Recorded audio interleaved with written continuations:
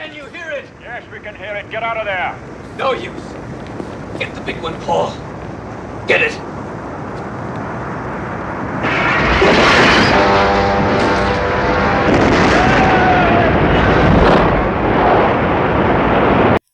You know, every now and then, a movie will come along.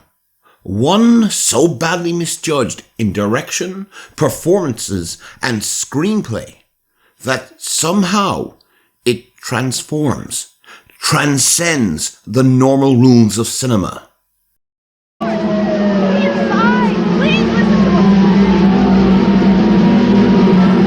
to us! So much so that you find yourself unable to look away from the horror before you. So welcome to my video Vault of Horror, where we occasionally look at the very best of bad filmmaking, if only to ask, what the hell were they thinking?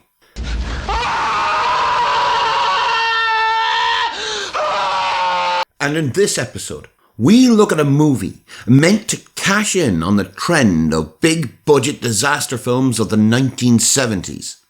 From a middle-aged leading man who had walked away from the role that made him famous, but could still draw audiences, to a supporting cast of recognizable faces that made you think, isn't that what's-his-name? You know, they were in that thing. You know that thing we saw last year? And always one legendary actor from Hollywood's golden age to give the production a gravitas it really didn't deserve. But by the time the film was released at the end of the decade, with its limited special effects and at times turgid storytelling, it was quickly lost in the wave of science fiction movies released in the wake of Star Wars, leading to the studio that made it having to be sold off and its founder removed. I'm talking about 1979's Meteor. So, what did I think? The Video Vault of Horror. When the asteroid belt between Mars and Jupiter is struck by a rogue comet, dozens of fragments, including a meteor 5 miles across, are sent hurtling towards the Earth. Humanity's only hope, the top-secret orbiting nuclear missile platform Hercules, and its creator, Paul Brady, played by Sean Connery. In the Ireland of the early 1980s, there was a tradition on the perpetually cash-strapped national broadcaster, RTE, of splurging out at Christmas. Good evening. Did you manage to light a Christmas candle yet? By showing a blockbuster that had been released in the past 5 years. In those days, that was virtually same-day release. And to audiences at home, stuffed with turkey and trifle, nothing seemed to sum up the Yuletide spirit more than a disaster movie. A big budget round of death and destruction playing out on a 20-inch TV screen, 26 if your family was well off, in the corner of the living room. Movies that always seemed to feature Charlton Heston. Climb, baby, climb. But when RTE showed Meteor, it wasn't in the usual Christmas slot, but on a weeknight in November on RTE's second channel, dumped into a time slot usually reserved for the latest round of handball tournaments. It was as if someone in RTE's scheduling department decided this was one turkey not fit for Christmas, and after watching it, the 9-year-old version of me had to agree. From the opening moments of Meteor, its producers boasted that it was based on real scientific theory.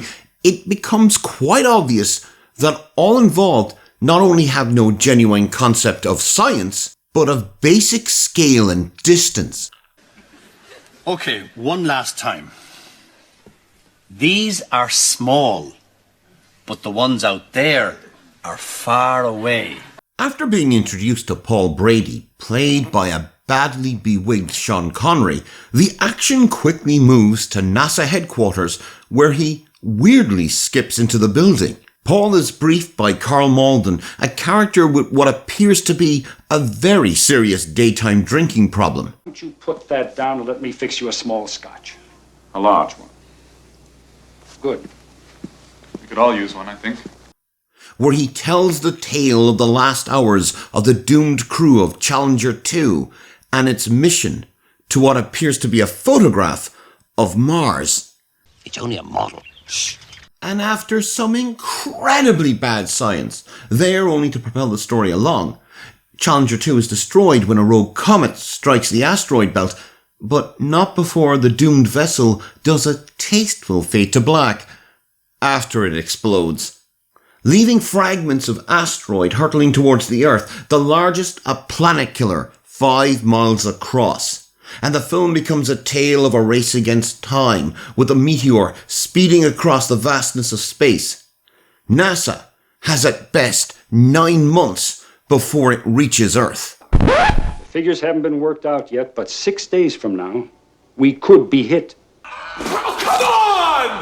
And the ridiculous nature of the screenplay never stops, never slows down after that, with misjudged moments that are obvious attempts to give Paul as a character some substance. From a phone call with his estranged wife about their kids, where he somehow forgets to mention that a meteor is going to hit the Earth in 6 days. But that's okay, because after this, Paul's wife and children are never seen again. To the cliched protestations Paul constantly makes that he built his orbiting nuclear missile platform in the name of peace? Now, usually, the blame for the uneven nature of the screenplay would fall on the shoulders of the screenwriter, in this case, Edmund H. North, Oscar-winning co-writer of Patton, and the man who created the iconic moment of 50s science fiction cinema. Good. That too. Rudder. Nikto. But director Roland Neame and star Sean Connery disliked North's screenplay so much, they demanded a complete rewrite, ending up with jewels of dialogue like this. But if you think you can prevent it by burying your heads under a blanket of shit, fine. If you ever reach a decision, I'll be in the bar across the street.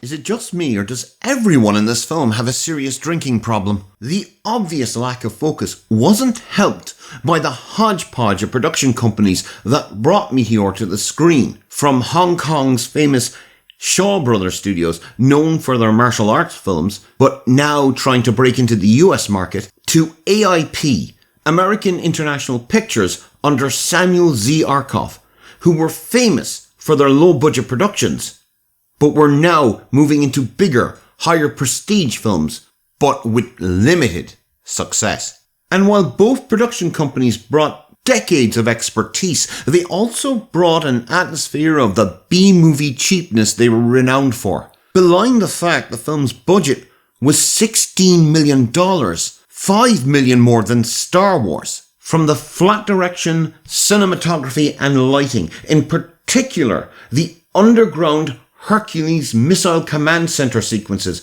whose set design feel like something straight out of a low-rent James Bond knockoff, right down to the giant countdown display tracking the approaching asteroid, which only makes you as the viewer ask, wait, if they've only got 7 days before impact, who took the time not only to design the thing, but put it up? To the unintentional comedy relief of the destruction of Hong Kong, where hundreds of extras run through the streets screaming as they flee for their lives in the face of a tidal wave. All the while, shoppers and passers-by stand in shot, watching on in bemusement. And this comedic sensation is only aided by the visual effects. In the same year that Alien dominated the box office, bringing the artistic vision of H.R. Giger to the screen, Meteor's producers chose to hire Frank Vanderveer, best known for his Academy Award-winning work on 1976's remake of King Kong. Yes, this actually won an Academy Award, but then again, this was shared with Logan's Run.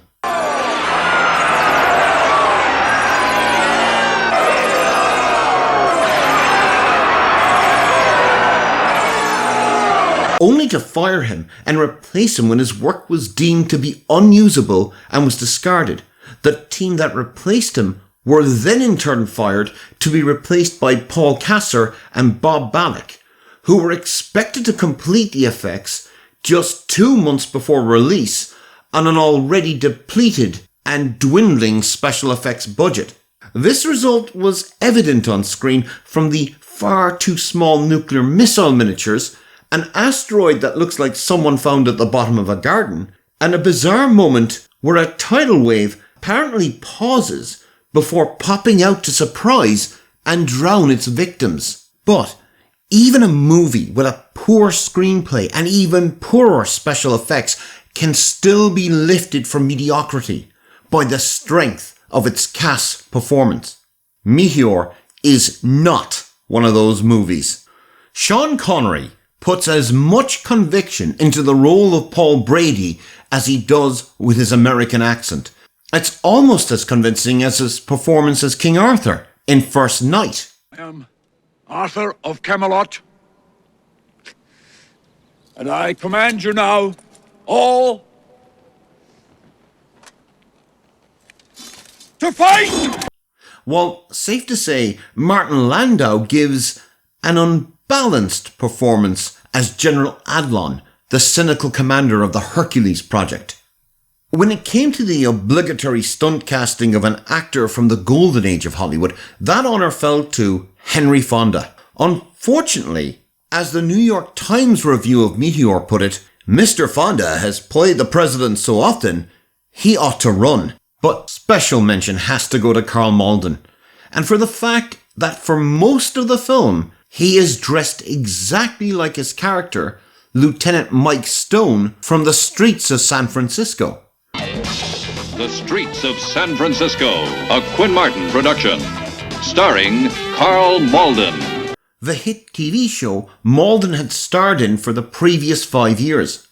Malden became so identified with the role that he even dressed as Stone in a series of iconic American Express ads throughout the 1970s and into the 90s. You get the feeling the producers cast Malden, as long as he came with the hat. Don't leave home without them. Order!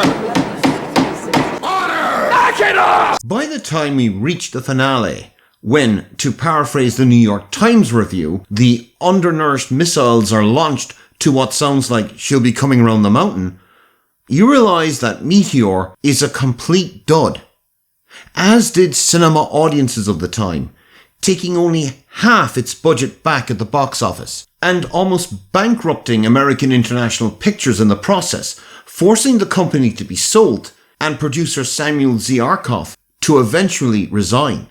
And yet, today, Meteor, like all films in the Vault of Horror, is entertaining, albeit for all the wrong reasons. With an all-star cast of some of the most recognisable actors of the 1970s who somehow forgot to act, a screenplay that a monkey on a typewriter would say, that's really not good enough, is it?